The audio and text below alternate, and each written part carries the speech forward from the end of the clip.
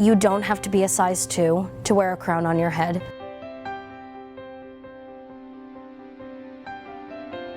It's about the confidence that you emulate and what you can bring forward to the table. I would love to go to Miss America and be the first plus-size Miss Massachusetts.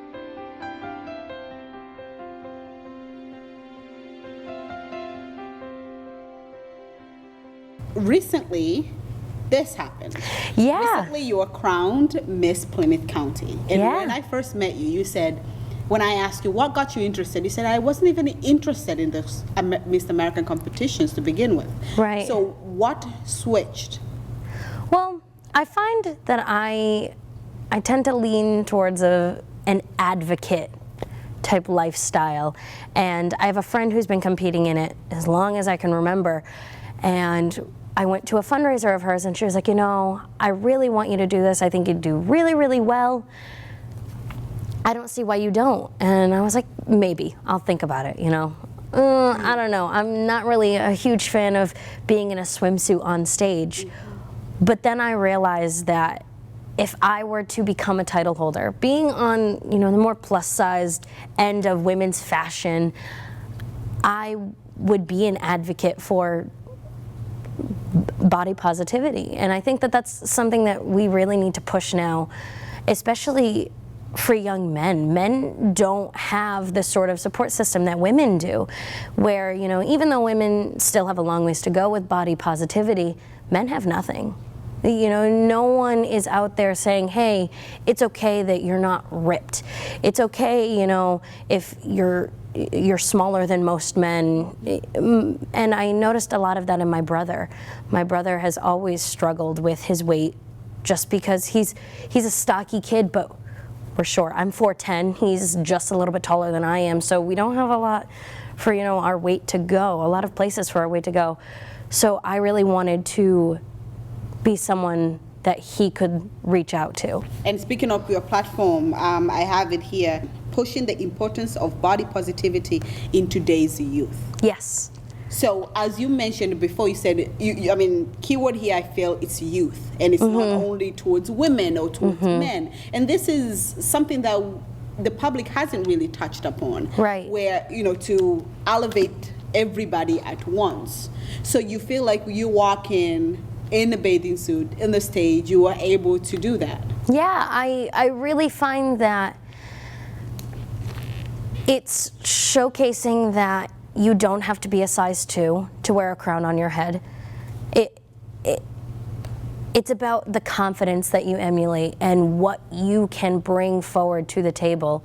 I would love to go to Miss America and be the first plus-size Miss Massachusetts. Now, has this confidence always been with you while you were training? Let's say for Miss Plymouth County, and looking at the pictures of your fellow contestants, I mean, they were a little bit skinnier, or what you would consider the typical body size of a person doing pageant. Now, did you have this confidence throughout, or did you doubt yourself, like, maybe I won't be able to get this? I definitely doubted myself at first. The first few pageants, I was like, oh, it's because I don't look good in a bikini. That's what it is. That's why I'm not winning. And in reality, it was just because it wasn't my time yet. You know, I hadn't proven to myself that I could do it, so how could I prove it to other people? You know, I had to learn for myself that I'm okay with the way that I am, and I love my body, and I fuel it correctly, and I do everything that I can to make sure that I'm living a healthy lifestyle, and I'm not starving myself to be, you know, teeny tiny, because it's not worth it. You're gonna make yourself sick. People aren't gonna want you at their events if, you know, you're miserable. Now, so, at what particular time did it occur to you, like, okay, I think I can win this? Did it ever occur to you that you're going to win? It did occur to me. I always thought that my interviews were okay, and that's what I found was, you know, my downfall is I needed to work on my interview. I needed to work on, you know, getting to the point as fast as I possibly could. And it was the pageant before the one that I won. It was Miss Middlesex County. I walked out of the interview room and I was like, oh my God, that's what a good interview feels like. That's what it is. Oh my goodness. And so I knew then that once I emulated confidence in myself and I knew that I could do it, everybody else was going to know that too. You know, Miss Plymouth County was the title that I wanted because I live in Plymouth County. So I felt as if I could do appearances in my backyard and I could do all of these things right at home. And I was like, okay, who in this room can really be a great role model and an advocate in the area and knows the area? And I looked around the room and I was like, I think it might be me. And then I heard second runner-up get called, first runner-up, Miss Middleborough, Miss Lakeville, and I was like, oh my gosh, don't tell me. Really? Like, oh my goodness, I cannot believe this. And I was like, okay, it's gotta be me. Like, who, you know, I felt so good about my performance. And so they were like, a surprise. It was a huge surprise. I think it was more of a surprise for my family, honestly, because when I competed in my first pageant, my dad was like, you're not a pageant girl. I don't see you doing this. I don't see it happening. And I was like, well, I'm going to prove you wrong. I'm going to do it. I'm going to do it until I win. Yeah. And I did, you know. Wow. Nevertheless, she persisted. You know, I like that quote. I just find that it really showcases who I am as a person.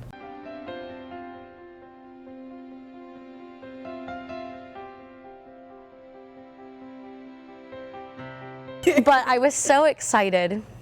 Oh my goodness. I was so excited that they put the crown on my head, and Alyssa Musto, who is our current Miss Massachusetts, she, you know, put the bobby pins in my hair.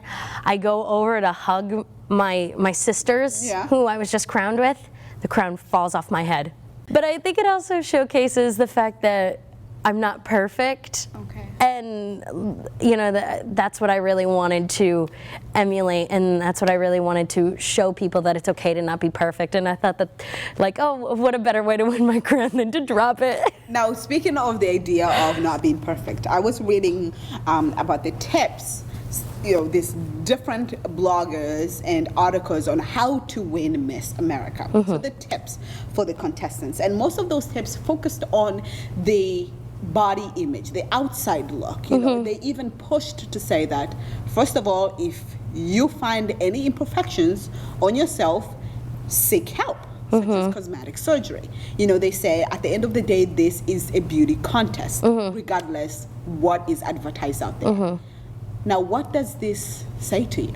I disagree with that totally. I don't think that the Miss America pageant is a beauty contest. It's a scholarship pageant. It is about being a well-rounded, well-spoken for, talented, and persistent young woman. It's about wanting to further your education and wanting to be the best person that you can be. You know, in years past, yes, Miss America started as a beauty pageant. It was a swimsuit contest, but it has come such a long way. I don't think it's about that anymore. Basically, it's a year of service. Every title in the United States is a year of service. You are giving back to the community, and you are showcasing that you are the kind of woman that should be representing the United States. Why do you feel like you'll be the best person for this? I think that I'm a relatable person, and I do find myself on, you know, the more liberal side, which Massachusetts is, we've got this beautiful liberal bubble going on, you know. So I think that having someone who really wants to focus on the rights of transgender people, the rights of the gay community, and the rights of women, and all of these minorities, I think that that's important to have someone who's representing the state as a whole.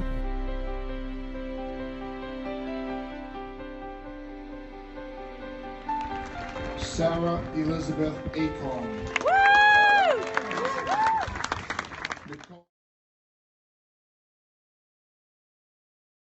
I want to get the kids up and moving, I want them painting, I want them singing, dancing, all of these different things that bring me so much joy. And I've found, well, working with these kids brings them joy. You know, art therapy is it works. It really, really works, whether it's to help someone cope, whether it's to, you know, like an elderly person has Alzheimer's and they hear a song that reminds them of their firstborn daughter.